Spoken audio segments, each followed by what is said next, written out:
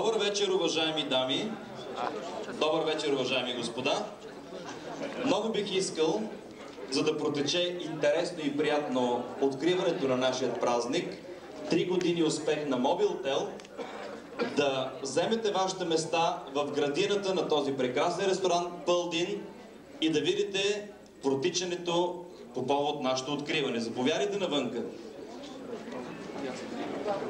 За аплодисменти ще повтори изречението още веднъж. Освен това, имаме записващи камери. Скъпи гости, на вашето високо оценено внимание, генералният директор на Мобилтел, негово сиятелство господин Владимир Гръшнов. Вече тук не дойдат всички тия сиятелства от Мобилтел, Грозданов, Влахова, Владо Минушо, къде си ти си тук, Чавдар Ценков, всички тия сиятелства да бъдат, да покажем кое е сиянието на Мобилтел.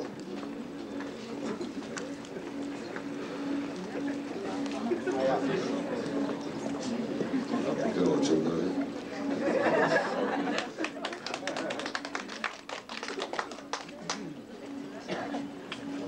Къде е Женя Каргановски? Той да дойде.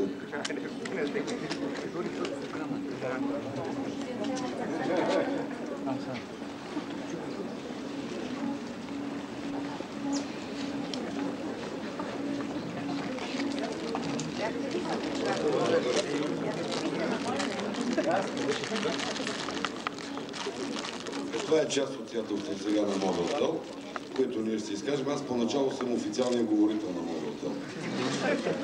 Това са хората, които правят Мобилтел, аз съм официалният говорител. Да, другия Сименс, другите участват. Уважаеми гости, преди всичко искам да благодаря на всички, че ни почетохте и присъствате на нашата скромна, ще да се изпусне едногодишна, 3-годишнина. Чувствате като у дома си. Искам да използвам случая да благодаря на целия екип, на целия отбор на Мобилтел, които са виновни всичко това, което обещахме да се изпълни. Спомням си, миналата година бяхме в много неловко положение. В същата зала по-телефонна беше тортата. Сега е с земята отгоре. Но всичко, което обещахме, много хора са същите тук, мисля, че го изпълнихме. Благодарение на отбора на Мобилтел.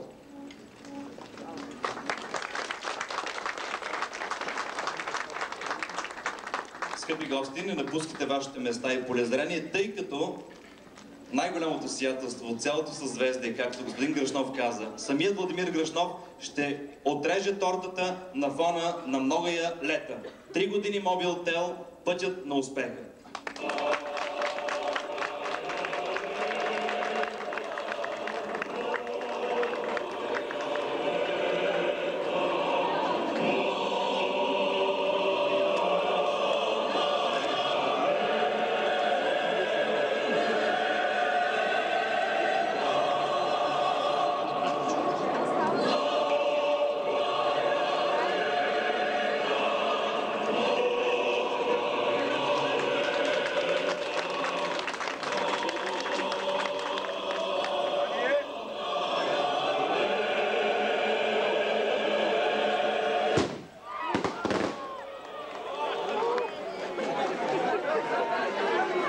Ключът на успеха и ключът на могъществото в ръцете на Владимир Гръшнов.